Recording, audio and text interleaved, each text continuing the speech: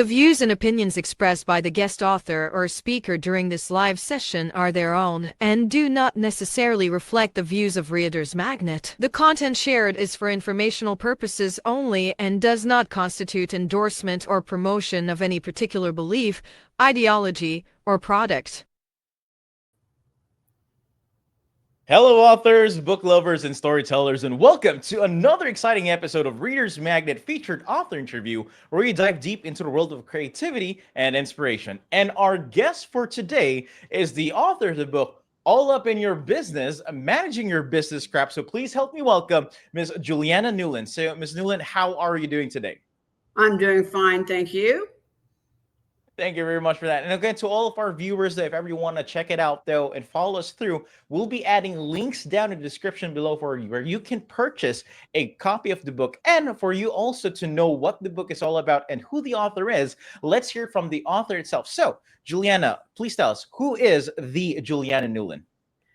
Well, I am from Indianapolis and lived here my whole life. I am retired after working nearly 40 years here in Indianapolis. 24 of those were spent with a Fortune 500 company in management. I also work for 2 nonprofits and a trade association and state government. I love writing. I was an English major when I graduated from college, and all of my jobs that I had involved a lot of writing, so that was very good for me. I am married and have an adult son who lives in Texas. So that's basically who I am. Well, and I love that. And, talking more about the career and the paths that you have been through and a lot of experience as well, there is no question that this book is really coming from a credible source. So, Julianna, one thing, though, that all up in your business, like, again, your career spans a fascinating blend of writing, public affairs, and government relations. So how have these diverse experiences influenced your approach to storytelling then? Well, although they were all different jobs, they all entailed a lot of writing, and it was nonfiction writing. The job that I had for the Fortune 500 company required me to write a lot of summaries of public policy proposals, and those were made available to state lawmakers and to the management at the company where I worked. So that was basically nonfiction writing. It was factual. It had to be honest. It had to be somewhat, it didn't have to be, it was helpful to be creative so that the readers would pay attention to it. And the other jobs that I had after that involved employee communications, doing blog writing, nonfiction, and other type of writing to the employees to inform them about the energy nonprofit company, not company, but nonprofit that I work for. So diverse jobs, but all very similar in that they involved a lot of writing. And again, since you've mentioned that you work with Fortune 500 companies, nonprofits, and also government trade associations, is what would you say are the key lessons that you've learned about communication in very different settings? I think a few key lessons are that you need to be concise in your communications, whether they're oral or written. People are so bombarded with noise, with the information, emails, and other communications that come their way, especially in the business setting. So you have to get people's attention through your communication. It needs to be clear. It needs to be honest. It needs to be concise.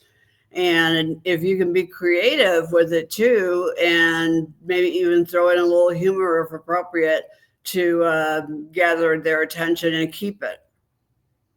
Love that. And talking more about your career and your background, and trying to talk more about this book, All Up in Your Business. Is it okay if I can ask you for a quick preview on what this book is really all about? Well, the book it has many chapters that are focused on different challenges that men and women face in the workforce when at a job, especially if they're in business setting. So I go through many challenges that they face, such as performance reviews, asking for a pay raise, working with a team, working on integrated projects, and the challenges that come up with those with those projects or tasks, and then I give solutions or proposed ideas on how they might want to deal with it. So I think it's not a business textbook. I write with a lot of wit and sort of tongue in cheek as to the challenges, and they're based on my almost 40 years in the workforce. But I also provide a solution or suggest a solution to the reader. Is a short book. It also includes my muse, who is it's kind of an interesting tack here. My muse came about is that this is fiction. It came about as I was thinking a lot of times at night as I'm trying to fall asleep, I would Mhm. have ideas pop into my head, and I would quote from the famous Mel Brooks movie History of the World: "The muse is upon me." So I gave the Hmm. muse a fairy-like nymph. She's a fairy-like nymph creature about 2 feet tall who hangs out in my master closet, and her job is to help me with my creative writing. Because I'm very fluent in nonfiction writing, so she's supposed to help me with my fiction writing, my creative writing. But we often Mhm. tangle because she doesn't think that's her job. She likes to go out clubbing and eat tacos in my closet, and so we often go back and forth. And what really frustrates me is that she never tells me her name. Oh, so again, so talking more about this book, because again, I skimmed through a couple of pages, try to check the character, and this Muse character, and to all of our viewers, just to give you a heads up though, is a sassy, mercurial, 2 foot tall creature, and now we know it's a nymph, and it has, and it strikes me as a thing though that we're trying to insert a fiction part of it and also a nonfiction part of it, like talking more about balance in delivering like solid and practical advice while keeping so but I just want to ask you though, Juliana, like, because again we're talking about having this one who struggles and not telling you don't wants to have this fun part in life, and we're talking about another part which is the serious things in life that we need to encounter. So how do you balance like delivering these practical advice while keeping the tone playful and entertaining in your book then? It's difficult to do. It is a challenge, and I think you just have to uh, focus on which piece of it you're writing, whether it's the nonfiction piece or the fiction piece. And the nymph, the muse in my book, as you described, she's 2 feet tall. This is all from this my character, and some might think that the muse is my alter ego. I've heard people Oh. who've read the book describe it as that, but she's sassy as I am. Mhm. So I think that when Okay. you are focusing on both aspects, on things that you need to impart to your audience that are important, and the fiction part of it, it's difficult to blend them. It really is challenging, but it can be done if you focus on each piece separately and then figure out how to put them together. Love that. And I can only imagine like trying to trying to balance things out, because again, you might go off on a tangent and try to make it more humorous, or you want to make it more serious though when it comes with book writing though. And the creative process of every book has its own features and challenges. And talking more about this book and talk and trying to get more into the nitty gritty. So you mentioned as well like workplace interactions, like meetings and pay raises. I might be asking for one, and also office relationships. And so these are all universal and often tricky topics. So if I'll be asking you, what are some of the common misconceptions that you aim to address within your book, talking about these topics? One common misconception that people have is that they can go it alone and be successful. I have found that that is not the way to do it. And I think in Agree. any job that you have, you need to network. You need to try to get yourself appointed to interdepartmental projects or committees and network, meet people, and share information. And I'm also a very big proponent of mentoring. I think that it's Oh, key, especially if you're a new employee, to find a mentor at your place of business and someone who will take the time to help guide you someone who has experience at that with that employer, someone who will guide you and offer you sound counsel. I think that I had several mentors when I worked for the Fortune 500 company, and this was very helpful to me, and I would highly recommend it to others. And you know what? I really like the notion of having mentors as well. If ever you want to really be successful in the workplace, because again, if you think that you can go through it alone, it's really hard because you need to get these expert advice from people who have been in the business for a long, long time already. They know the ropes, they know the ins and outs, and getting mentorship from them is for you to at least add more knowledge onto your arsenal. Correct me if I'm wrong when I'm stating this fact. Am I correct when I'm understanding this, Juliana? Yes. Okay, good. Love that. Love that. And so again, talking more about the communication process as well. That again, here within professionals today. So I just like to ask you, like, what do you think are like the biggest communication challenges faced by professionals today, especially in the context of office culture? What are your takes about that? I think that the main obstacle is that everybody has so much noise around them, and people who want their attention and people who want them to focus on what they're saying either in an email or in oral communication. And it's hard for you to get your message through that noise and to get their attention. So you have to be, I go back to what I said before, you need to be concise and you need to be honest, and you need to try to be creative if you can, because that will be something that may be a little more memorable to the reader. But everyone has very full in emails, and they receive a lot of phone calls and texts and media and social media. So there are a lot of grabs on people's attention, and it's key to be, if you have an important message, that you make it concise and put the key important message up near the top. And also, if you have a problem to identify, also offer one or two solutions. Don't just go whining in your communication to others. And also and talking more about, because again, this really interests me, because again, there are a lot of people right now working in office spaces, and this is one thing that they can at least try to grasp on and get this general idea on how can they go around within the workplace.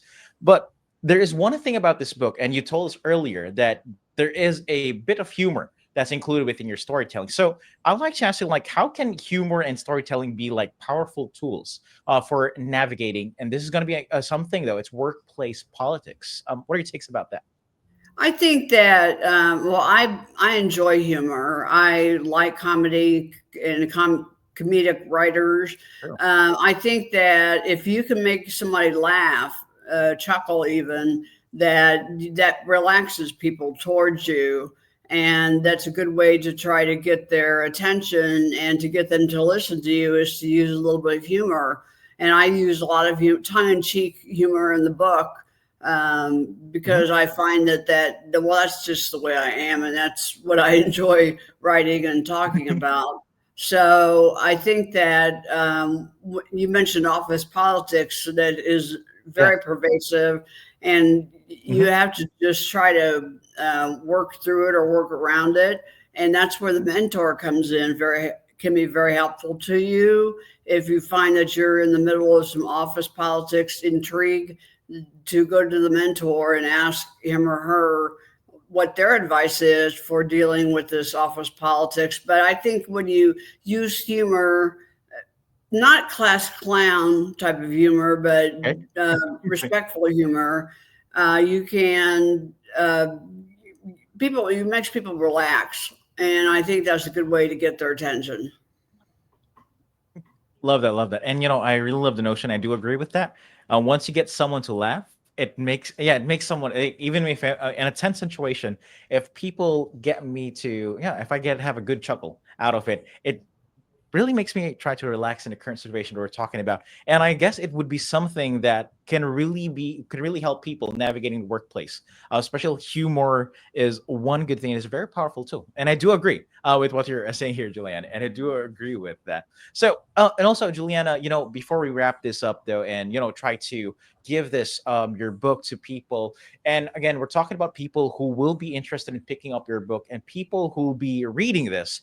What will be your takeaways to your future readers who will be picking up your book, and what do you want them to take away after reading your book? Then, I want them to take away that there are solutions to these challenges in the workplace. I've outlined some of these challenges many challenges in my book, I think over 30, and simple ways to try to address it, but to do it with some amount of not humor necessarily, but just being more relaxed and thinking through what these challenges are. So I think when people read the book, they may identify their own workplace in the book, and then I also identify situations that have happened to them in the book that they didn't necessarily think about, this way to go or that way to go.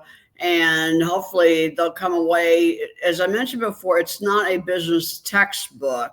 It has a lot of humor and written tongue in cheek. So I hope that people take away some valuable information that will help them, and they can share it with others.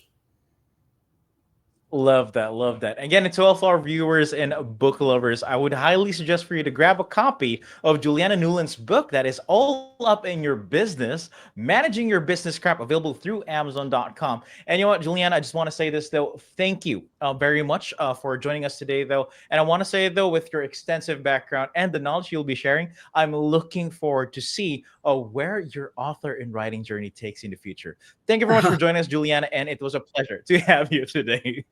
Thank you. I And enjoyed it. love that. And again, to all of our viewers, thank you very much for tuning in. And always remember that every ending is just a new beginning in the world of stories. May your reading adventures be endless and your imagination boundless. And as we say here at Reader's Magnet, we share your stories with the world. Thank you and have a good one. Bye bye.